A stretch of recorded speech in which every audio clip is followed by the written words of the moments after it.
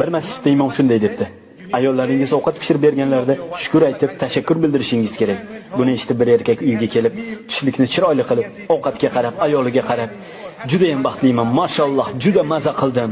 Ovqatni yeb bo'lib, "Oh, juda ajoyib bo'libdi" debdi. Xotini: "Nima? Men sizga 21 yildan beri ovqat pishirib beraman. Buni hech qachon aytmagansiz.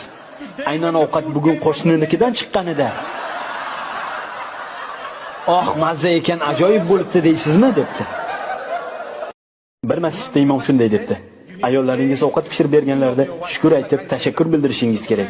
Buni eshitib bir erkak uyga kelib, tushlikni chiroyli qilib, ovqatga qarab, ayoliga qarab, "Juda ham baxtliman, mashalloh, juda maza qildim.